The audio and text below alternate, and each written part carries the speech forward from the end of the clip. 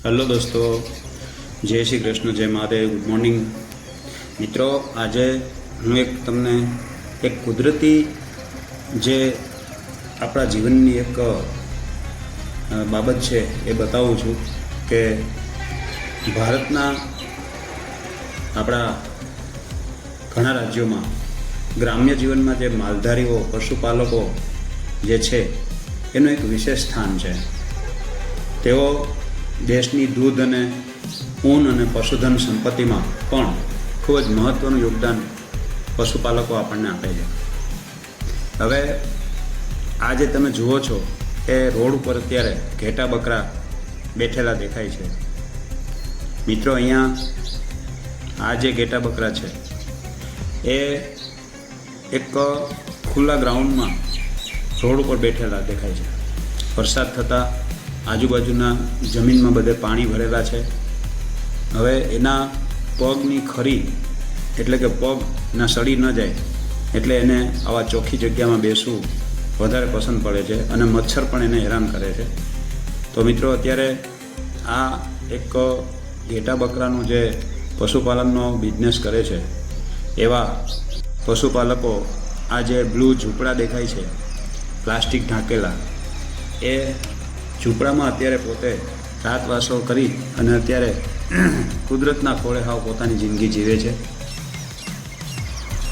એઓ પોતાનું ફક્ત ગુજરાન નથી ચલાવતા પણ દેશ માટે પણ પાયાની જરૂરિયાત પૂરી પાડે છે, યોગદાન આપે છે। આમનું જીવન એકદમ કુદરત સાથે વણાયેલું હોય છે। દરેક દિવસ એને ખુલ્લા આકાશ નીચેથી શરૂ થાય છે અને ઘણી વખત ખુલ્લા આકાશ નીચે જ દિવસ પૂરો થાય છે। આ લોકો લીલાછમ મેદાનો, ડુંગરો, નદી, તળાવ અને જંગલોના કિનારે પશુઓને ચરાવે, પશુઓને પૂરતો ઘાસચારો મળે તે માટે તેઓ પોતાનું યોગદાન આપે છે। જો આ બ્લુ જે દેખાય છે તે તેમનું રેસિડેન્સ બનાવ્યું છે અને આ ઘેટા બકરા છે। તો અહીંયા ઊંટ પણ છે। જો એમણે આગળના ભાગમાં હું તમને બતાવું છું આગળ કે ઊંટ પણ બતાવવામાં આવે છે। જો અહીંયા ઊંટ બેઠેલો છે બિલ્ડિંગ પાસે। હવે એ પણ અત્યારે ખુલ્લા મેદાનમાં જ છે। આને કોઈ ચોક્કસ સ્થાન નથી કે ભાઈ ક્યાં બેસે। આ લોકો એમ કે ઘાસચારાની ફિકરમાં તેનું પોતાનું વતન છોડી અને તેઓ અહીંયા સુધી ઠેઠ આવે છે કે જ્યાં પોતાના પશુપાલનનો સચવાઈ રહે અને એને પૂરતું ખોરાક અને પૂરતું પાણી વગેરે મળી રહે। અમુક જગ્યા આજે પણ જે એવી છે આપણા દેશમાં, એવા ગામડામાં કે જ્યાં પશુપાલન કરવું થોડું અઘરું પડે છે। તો આ લોકો ઘેટા બકરાને લઈ અને શિયાળાની સિઝનમાં નીકળી જાય છે।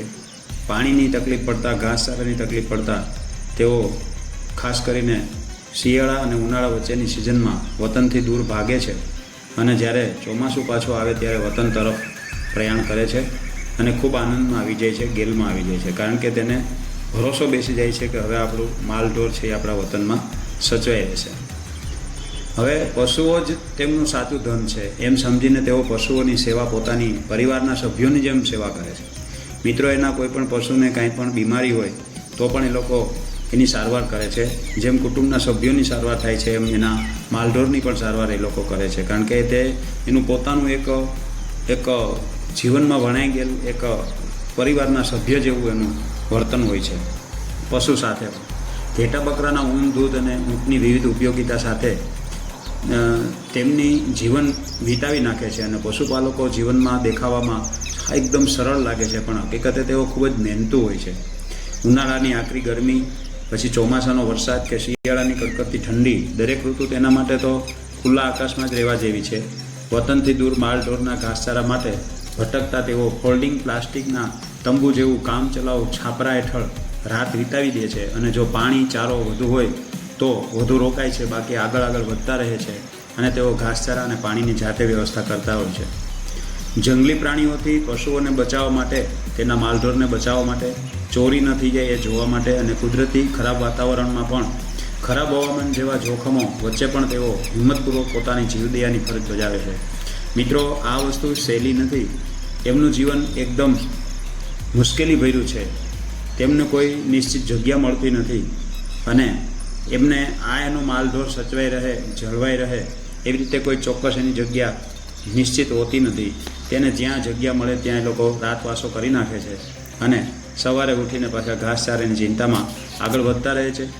તેઓ ઓછા સાધનોમાં પણ સંતોષી જીવન જીવવા માટે કુદરત સાથે સુમેળ જાળવી રાખે છે.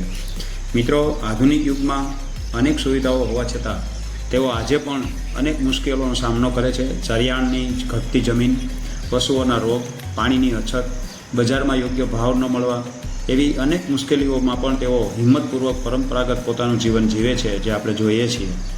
આ પશુપાલકોનું જીવન આપણને પ્રામાણિકતા, ધીરજ, મહેનત, કુદરત સાથે સુમેળમાં જીવવાની અને ગમે એવી આફતમાં પણ આનંદમાં રહેવાની પ્રેરણા આપે છે. હિંમત હારવાની નથી. તેઓ સાચા અર્થમાં કર્મયોગી છે. પોતાની ફરજ બજાવીને દેશના પશુધનને સમૃદ્ધ બનાવી અને દેશના પશુધનને સમૃદ્ધ બનાવવા માટે તેઓ ઝઝૂમે છે. અને આ પશુપાલકોનું સન્માન કરવું અને તેમના જીવનશૈલીને સમજવા આપણી સૌની ફરજ છે. મિત્રો, આ વસ્તુ કોઈ શૈલી નથી લાગતી. પોતાનું વતન છોડવું અને દૂર સુધી ભટકતું રહેવું, ક્યારે, કે દિવસે, કઈ જગ્યાએ, કયા સ્થળે, કેટલા પ્રમાણમાં શું સુવિધા મળશે એ અનિશ્ચિત છે. છતાં પણ એ લોકો પોતાનું જીવન આનંદથી જીવે છે અને મોજથી જીવે છે. તેઓને જે જગ્યાએ ઉતારો કરે છે ત્યાં જ તેમનું પોતાનું નિવાસસ્થાન સમજી અને વ્યવસ્થિત રીતે તેઓ પોતાનું જીવન વ્યતીત કરે છે. રોજને માટે તેમને કંઈ ને કંઈ એવા કામ આવી જતા હોય છે કે જેમાં તેમણે એમાં સખત મહેનત કરવી જ પડે છે. ધારો કે કોઈ જગ્યાએ પાણી નથી, ચારો છે પણ પાણી નથી, તો દૂરના અંતરે તેમણે પાણીની વ્યવસ્થા પણ કરવી પડે છે કે જ્યાં તેનો માલઢોર પાણી પીએ અને પછી એને ચારાની વ્યવસ્થા કરે. અત્યારે ચોમાસાની સિઝન હવે શરૂ થાય છે એટલે તેઓ પોતાના વતન બાજુ હવે પરત ફરે છે. એમના જે ગોવાળ છે એ ભાઈને પણ આપણે મળીશું, તો આપણે મિત્રો એમની સાથે થોડી વાતો કરીશું અને એમનું શું કહેવાનું છે એ પણ આપણે થોડું સમજીશું. અત્યારે આ જે ઘેટા બકરા છે એ આજે આખી રાત આમ જ બેઠા રોડ ઉપર અને રાતવાસો કર્યો છે, આપણે નજરે જોયું છે મિત્રો.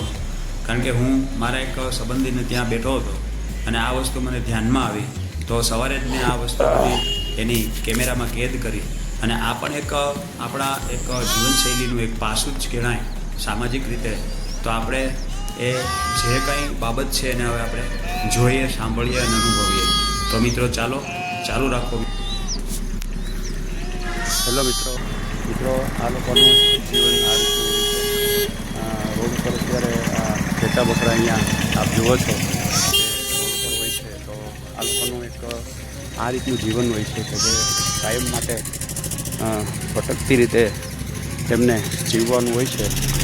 કોઈ એનું ચોક્કસ સ્થળ હોતું નથી, કોઈ મુકરર કરેલી કોઈ મેટર હોતી નથી કે ભાઈ આ જગ્યાએનું સ્થાન હોય છે. તો આ લોકોને કાયમી માટે આમ તો ઘેટા બકરાને ચરાવવા માટેનું આ ચોમાસાની સિઝનમાં પણ મિત્રો આ લોકોને સ્ટ્રગલ કરવી પડે છે, ઘણી મુશ્કેલી પડે છે. તો એમના જે ગોવાળ છે એ પણ અત્યારે સાથે છે. અત્યારે એમને આ ચોમાસાની સિઝનમાં થોડા મચ્છરને કારણે રોડ ઉપર બેસે તો વ્યવસ્થિત બેસી શકે. તો મિત્રો આ લોકોનું જીવન આ રીતનું હોય છે કે જે એને કોઈ બીજી વ્યવસ્થા. નરસિંહભાઈ, તમારું ગામ કઈ વતન હોય? દ્વારકા. તો તમે દર વર્ષે આમ બહાર નીકળી જાઓ આ સિઝનમાં? અચ્છા, તો અત્યારે તમારે આ કેટલા ઘેટા આશરે હશે? 400 છે. તો આમાં તમારું ગુજરાન ચાલે? તો તમે આ જે કુબા બનાવો, તમારે જે રેસિડેન્ટ માટે જે આ વ્યવસ્થા કરો એ તમે જાતે જ કરી લો તમારી મેળે? એમાં પ્લાસ્ટિક ને પેલા બંબુ ને એવું રાખવું પડે. તો આ ઘેટા છે એ અત્યારે રાતના પણ આ જ રીતે ઉતારીએ, ઘાસમાં ક્યાંય બેસી ન શકાય, કોરું અહીંયા બેસે. એનું શું કારણ? એને મચ્છર લાગે. અચ્છા, એની પગની ફરી એને પ્રોબ્લેમ થાય ને, ચડી જાય. તો મિત્રો એમનું કહેવાનું એવું થાય છે કે એમની જે આ જે જાનવર છે ઘેટા બકરા, તો એને પશુઓના જે પગની જે ખરી હોય છે, જે ચાલવાનો પગનો જે પ્રોબ્લેમ ન થાય એટલે બને ત્યાં સુધી અત્યારે ગાળામાં કે કીચડવાળી જગ્યાએ બેસવા કરતાં આવી પાકી જગ્યાએ બેસે તો એના પગ પણ સારી રીતે જળવાઈ રહે અને એને કોઈ નુકસાન ન થાય. તો હોતું નથી. હા, એમને દ્વારકામાં એના પોતાના રેસિડેન્સ હોય છે, પણ માલઢોરને સાચવવા માટે એમને મિત્રો બહાર નીકળવું જ પડતું હોય છે. તો આ એક એમનું કાયમી માટેનું આવું એક જીવન છે. એમને કોઈ રસોઈનું પણ કોઈ નિશ્ચિત હોતું નથી. આજે અત્યારે અહીંયા છે તો અહીંયાથી થોડે દૂર એનું જે પેલા કુબા જેવું દેખાય હું બતાવું છું. તો આ રીતે આપણે એક ચોમાસાની સિઝનમાં ઘેટા બકરાની આ લોકો માવજત કેવી રીતે રાખે છે તો એ પણ આપણે બધું જોયું મિત્રો. હવે આપણે એ લોકોનું એમ કે જમવા ખાવા પીવાનું પણ કોઈ નિશ્ચિત નથી હોતું. જ્યાં એ લોકોને અનુકૂળ આવે ત્યાં એ લોકો જમી ખાઈ પી લે છે. એટલા બધા સમૂહમાં આ માલઢોર રાખવો એ જરા અઘરું તો પડે છે મિત્રો, પણ છતાં આ લોકો જજુમે છે અને બહુ વ્યવસ્થિત રીતે માલઢોરને સાચવે છે.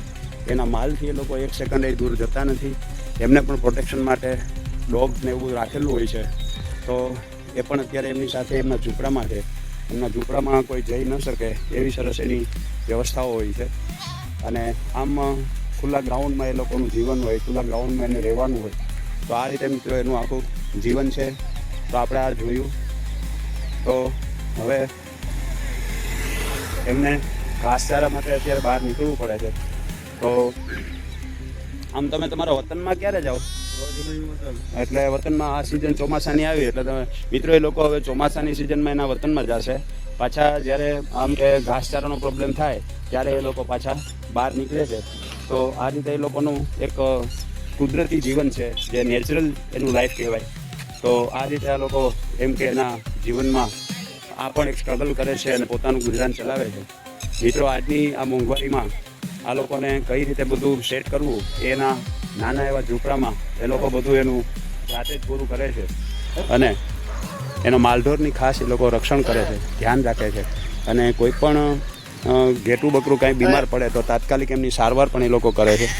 તો એમને અત્યારે તો પોતાની કાંઈ તકલીફ હોય તો એનો કુદરતી જીવન હોય.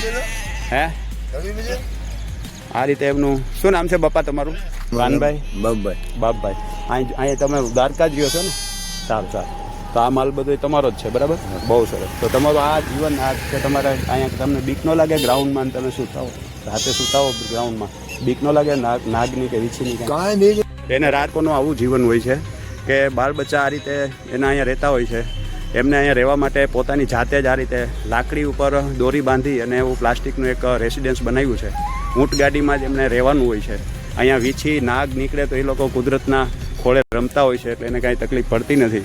એમનો જે આ ઊંટ છે એ પણ અહીંયા દૂર આવી રીતે ઘાસમાં જ બેઠો હોય છે. તો આ લોકોનું ભટકતું જીવન છે. ઘાસચારાના પ્રોબ્લેમ હોય એટલે એ લોકો દર વર્ષે શિયાળા ઉનાળાની ઋતુમાં નીકળી જાય છે ઘરેથી. એનું વતન દ્વારકા છે છતાં પણ એ લોકો અહીંયા પોતાનું ગુજરાન માટે નીકળ્યા છે. આટલો માલઢોર રાખે છે. તો મિત્રો આ રીતે એમનું એક ભટકતું જીવન હોય છે છતાં માલધારી છે, ખુમારીથી રહે છે અને ખૂબ આનંદથી જિંદગી જીવે છે. એમનું કોઈ નિશ્ચિત હોતું નથી. ખાવા પીવાનું આ તે બધું એને જાતે જ બધું ગોઠવવું પડે છે. એનું કોઈ શેડ્યુલ હોતો નથી કે એનું કોઈ પ્રકારનું એવું ચોક્કસ લાઈફ હોતું નથી. તો આ લોકોને તો કુદરતના ખોળે રમવાનું છે. નાગવીછી જે નીકળે તે એને સહન કરવાનું. એના બાળકો પણ અહીંયા રમતા હોય છે. તો મિત્રો આ રીતે આ લોકોનું જીવન છે. બહુ સરસ નરસિંહભાઈ, મજા આવી. આપણે ફરી મિત્રો આ રીતે જો તમને આ વિડીયો પસંદ પડ્યો હોય નરસિંહભાઈ આપણે ફરીવાર પાછા મળશું બરાબર? તો આ મારી યુટ્યુબ ચેનલ છે. હું તો આ નરસિંહભાઈ છે, માલઢોરના માલિક છે અને માલધારી છે અને ખૂબ સારી રીતે એનું જતન કરે છે બધા માલઢોરનું.